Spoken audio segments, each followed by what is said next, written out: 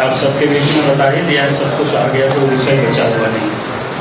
मैं इतना ही सिर्फ कहूँगा कि झारखंड में जो इन 5 वर्षों में झारखंड की जनता ने जो झेला है, चाहे वो किसान हो, महिलाएं हो,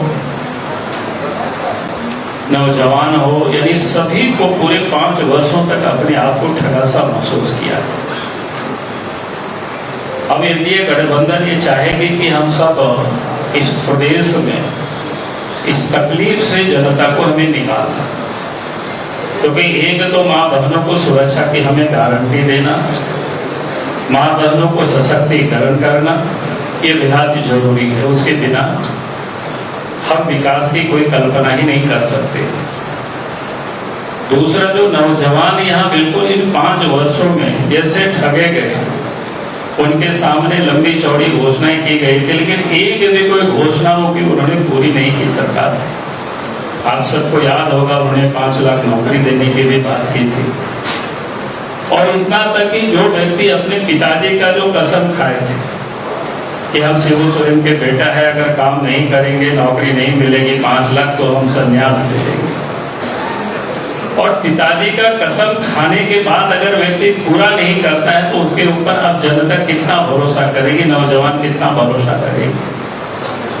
जिन्होंने विधानसभा में नौजवानों के लिए कहा था कि अगर रोजगार नहीं देंगे तो बेरोजगारी भत्ता देंगे, हम सब लोगों ने सर्वसम्मति से उस प्रस्ताव को पास किया था उनका कि बीए पास 5,000, एमए पास 7,000 रुपया भत्ता देंगे, लेकिन एक भी लोगों को नहीं दिया।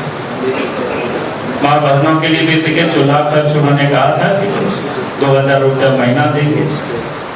पूरे 5 साल गुजर गया, एक भी महीना नहीं दिया। उन्होंने लड़कियों को कहा था कि शादी होगी सोने की सिक्का देंगे, एक भी नहीं दिया। गरीबों को कहा था 72,000 रुपया देंगे, वो भी नहीं दिया। एक तरफ उन्होंने ठगा है, लूटा है, और दूसरी तरफ सुरक्षा भी नहीं दे पाई। इन 5 वर्षों में माँ बहनों के साथ जितनी जो जुल्म हुई है, दुष्कर्म हुआ है, 2022 में तो भारत में महिलाओं के साथ दुष्कर्म के मामले में झारखंड प्रथम स्थान पर रहा है। तो आज झारखंड की जनता इन चीजों से अपने आप को मुक्त होना चाहती है। जो व्यक्ति आदिवासियों के लिए राजनीति करते, बार बार आदिवासियों का नाम लेते हैं, लेकिन आज आदिवासियों की स्थिति क्या है? उनकी जमीन लूटी जा रही है, बचाने वाला कोई नहीं है, देखने वाला कोई नहीं है। थाना जाते हैं, पुलिस के यहाँ सीओ अंचल जाते हैं, वीडियो के यहाँ डीसी के यहाँ जाते हैं, कोई सुनने वाला नहीं है। इस रांची के आसपास ही अगर आप देखेंगे, जमीन के दलाल और बिचौलिया चारों तरफ घूम रहे हैं, जबकि सेना की जमीन तक कोई लोगों ने नहीं छोड़ा, उसको भी लोगों ने फर्जी कागजात बना करके उसको भी लोगों ने बेच डाला। और आज तो इस प्रदेश में जब डेमोग्राफी बदली है कि आदिवासी बिल्कुल चिंतित है। संपूर्ण झारखंड में जहां 1951 में 36% के करीब आबादी थी, आज मात्र 26% आबादी रह गई है संपूर्ण झारखंड।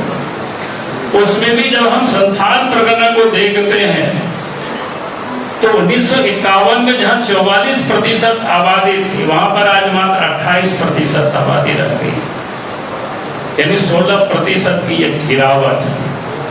आज आदिवासी समाज बिल्कुल चिंतित है। उन्हें लगता नहीं कि स्वाभाविक है कि भाई इतनी बड़ी गिरावट, जो कि उनको एक तो जमीन से भी वो बेदखल हो रहे हैं, उनकी रोटी, उनकी जगह जगह पर बेटी, सब जगह पर अतिक्रमण हो रहा है। और राज्य सरकार को बताने के बाद भी वो उस पर कोई चिंतित नहीं है, क्योंकि वो अपना वोट को तैयार कर रहे हैं। और इसलिए हमें रोटी को भी बचानी है, माटी को भी बचानी है, और बेटी को भी बचानी है। और झारखंड में जिस प्रकार से जो डेमोग्राफी जो बदली है, उसको भी ठीक करना है।